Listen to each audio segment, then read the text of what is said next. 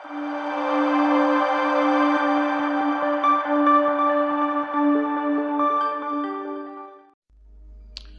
The lord, hallelujah.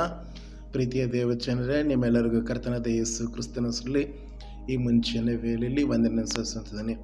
ಹಾಗೆ ಪ್ರಿಯ ದೇವಜನರೇ, ಕರ್ತನಿಗೆ ಮತ್ತು ನಮ್ಮ ರಕ್ಷಕನಾದ ಯೇಸು ಸ್ವಾಮಿಗೆ ನಮ್ಮ ಹೃದಯಪೂರ್ವಕವಾಗಿ ಮುಂಚಿನ ವೇಳೆಯಲ್ಲಿ ಸ್ತೋತ್ರ ಸಲ್ಲಿಸಬೇಕು. ಯಾಕಂದರೆ ಪ್ರಿಯರೇ, ನಿಜವಾಗ್ಲೂ ಈ ದಿನವನ್ನು ಮತ್ತೆ ಕಾಣುವಂತೆ ಈ ಒಂದು ದಿನದಲ್ಲಿ ನಮಗೆ ಕೊಟ್ಟ ಆರೋಗ್ಯಕ್ಕಾಗಿ, ಆಯುಷ್ಗಾಗಿ ನಾವು ಹೃದಯಪೂರ್ವಕವಾಗಿ ದೇವರಿಗೆ ಸ್ತೋತ್ರ ಸಲ್ಲಿಸಬೇಕು. ಬನ್ನಿ ಪ್ರಿಯರೇ, ಈ ದಿನದ ದೇವರ ವಾಕ್ಯವನ್ನು ಧ್ಯಾನ ಮಾಡಿಕೊಂಡು ಕರ್ತನ ಸಮ್ಮುಖದಲ್ಲಿ ಈ ದಿನವನ್ನು ನಾವು ಪ್ರಾರಂಭಿಸೋಣ. ಪ್ರಿಯ ದೇವಜನರೇ, ಈ ದಿನದ ಧ್ಯಾನಕ್ಕಾಗಿ ಆರಿಸಿಕೊಂಡಂಥ ಭಾಗ 2 ಸಮುವೇಲನ ಗ್ರಂಥ 7ನೇ ಅಧ್ಯಾಯ 13ನೇ ವಚನ. 2 ಸಮುವೇಲನ ಗ್ರಂಥ 7ನೇ ಅಧ್ಯಾಯ 13ನೇ ವಚನ. ದಾವೀದನಿಗೆ ದೇವರು ಮಾಡುವಂಥ ಒಂದು ವಾಗ್ದಾನ. ಅದು ಎಂಥ ಒಂದು ವಾಗ್ದಾನ ಅಂದರೆ ಅದು ದೀರ್ಘಕಾಲದ ವಾಗ್ದಾನ.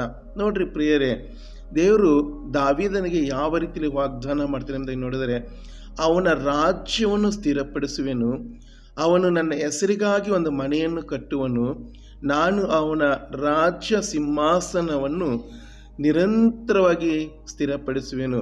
ಹಲ್ಲೆಲೂಯಾ. ಪ್ರಿಯ ದೇವಜನರೇ, ಈ ಒಂದು ಅಧ್ಯಾಯವನ್ನು ಓದುವಂಥ ಸಮಯದಲ್ಲಿ ದೇವರು ಆ ಒಂದು ದಾವೀದನಿಗೆ ಮಹಾದೊಡ್ಡ ದೀರ್ಘಕಾಲದ ಒಂದು ವಾಗ್ದಾನವನ್ನು ಮಾಡ್ತಿದ್ದಾನೆ. ಆ ವಾಗ್ದಾನ ಏನೆಂಬುದಾಗಿ ಸತ್ಯವೇದವನ್ನು ಓದಿದಂಥವರಿಗೆ ಸ್ಪಷ್ಟವಾಗಿ ತಿಳಿದುಕೊಂಡವರಿಗೆ ಅರ್ಥ ಆಗ್ತದೆ.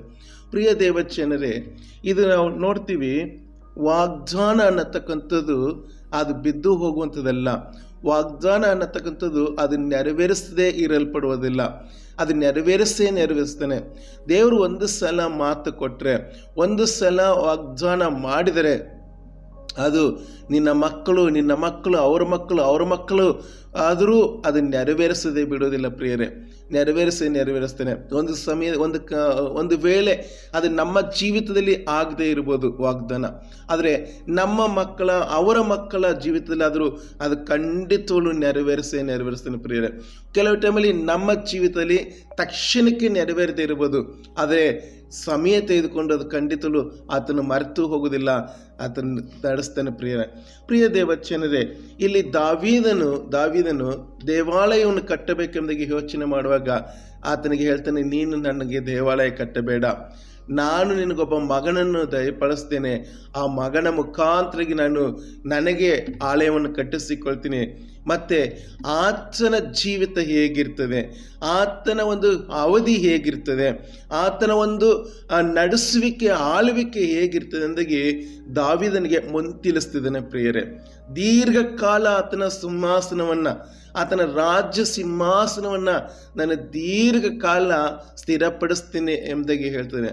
ಪ್ರಿಯರೇ, ಈ ಒಂದು ವಾಕ್ಯವನ್ನು ನಾವು ಧ್ಯಾನ ಮಾಡೋದಾದರೆ ಕರ್ತನಾದ ಯೇಸು ಕ್ರಿಸ್ತನಿಗೆ ಈ ಒಂದು ವಾಗ್ದಾನ ಹೋಲಿಕೆ ಆಗ್ತಿದೆ. ಪ್ರಿಯ ದೇವಜನರೇ, ಕರ್ತನಾದ ಯೇಸು ಕ್ರಿಸ್ತನು ಮಾತ್ರ ಈ ಲೋಕದಲ್ಲಿ 1000 ವರ್ಷದ ದೀರ್ಘಕಾಲದ ಆಳ್ವಿಕೆ ಮಾಡಲಿಕ್ಕೆ ಸಾಧ್ಯ.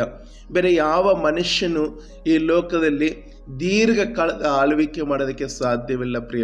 ಪ್ರಿಯ ದೇವಜನರೇ, ಇಂಥ ವಾಗ್ದಾನದಲ್ಲಿ ನಾವು ಕೂಡ ಸೇರಿಕೊಂಡಿದ್ದೀವಿ. ನಾವು ಹೇಗೆ ಸೇರಿಕೊಂಡಿದ್ದೀವಿ ಅಂದರೆ, ಯೇಸು ಕ್ರಿಸ್ತನ ರಕ್ತದಲ್ಲಿ ನಮ್ಮ ಪಾಪಗಳನ್ನು ಶುದ್ಧಿ ಮಾಡಿಕೊಂಡು ಪರಿಶುದ್ಧರಾಗಿ ಆತನ ಮಕ್ಕಳಾದರೆ ಆ ಒಂದು ರಾಜ್ಯದಲ್ಲಿ ಆ ಒಂದು ಶಾಶ್ವತದಂಥ ಒಂದು ಆಳ್ವಿಕೆಯಲ್ಲಿ ನಾವು ಸೇರಿಕೊಳ್ತೀವಿ. ಪ್ರಿಯರೇ, ಇವತ್ತು ನನಗೂ ನೀವು ಕೂಡ ವಾಗ್ದಾನ ಮಾಡ್ತಾನೆ, ಮಗನೇ ಮಗಳೇ, ನೀವು ನನ್ನ ಬಳಿ ಬರೆಯೋದಾದರೆ ನನ್ನ ರಾಜ್ಯದಲ್ಲಿ ಶಾಶ್ವತವಾಗಿ ನೀವು ಜೀವಿಸ್ತೀರಾ, ಶಾಶ್ವತವಾಗಿ ನಿಮ್ಮನ್ನು ಇರಿಸ್ತೀನಿ ಎಂದಾಗಿ ವಾಗ್ದಾನ ಮಾಡ್ತಾನೆ. ಪ್ರಿಯ ದೇವಜನರೇ, ಇವತ್ತು ನಾವು ಕೂಡ ಕರ್ತನಾದ ಯೇಸು ಕ್ರಿಸ್ತನ ಮಧುರವಾದ ನಾಮದಲ್ಲಿ, ಆತನ ಪರಿಶುದ್ಧದ ರಕ್ತದಲ್ಲಿ ನಮ್ಮನ್ನು ಕೂಡ ಆತನ ರಾಜ್ಯದಲ್ಲಿ ಸೇರಿಸಿಕೊಳ್ಳುವುದಾಗಿ ಪ್ರಾರ್ಥಿಸೋದಾದರೆ ಖಂಡಿತಲೂ ನಮ್ಮನ್ನು ಸೇರಿಸಿಕೊಳ್ತಾನೆ. ಪ್ರಾರ್ಥನೆ ಮಾಡಿಕೊಳ್ಳೋಣ. ಪರಿಶುದ್ಧನು ಪರಮ ಪವಿತ್ರನಂತೆ ಸ್ವಾಮಿ, ಈ ಒಂದು ಸಮಯಕ್ಕಾಗಿ ನಿಮಗೆ ಸ್ತೋತ್ರ ಕರ್ತನೆ. ಅಪ್ಪ, ನಿನ್ನ ಸೇವಕನಾದ ದಾವೀದನಿಗೆ ದೀರ್ಘವಾದಂಥ ಒಂದು ಕರ್ತನೆ, ಮಹಾಮಹಿಮೆಯುಳ್ಳ ಕರ್ತನೆ ವಾಗ್ದಾನವನ್ನು ಮಾಡಿದ ನನ್ನ ದೇವರೇ, ನಿಮಗೆ ಸ್ತೋತ್ರ. ಆ ವಾಗ್ದಾನವನ್ನು ಕರ್ತನೆ ನೀವು ನೆರವೇರಿಸುವಂತನಾಗಿರೋದಕ್ಕಾಗಿ ನಿಮ್ಮ ಸ್ತೋತ್ರ ಸ್ವಾಮಿ.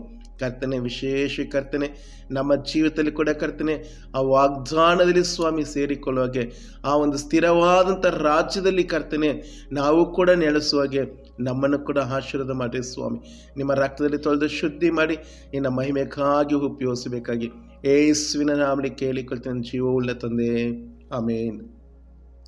Price the lord. ದೇವರು ನಿಮ್ಮನ್ನು ಆಶೀರ್ವಾದ ಮಾಡಲಿ ಪ್ರಿಯರೇ. ನಿಮ್ಮನ್ನು ದೇವರು ಆಶೀರ್ವಾದ ಮಾಡ್ತಾನೆ. ಆಮೇನ್.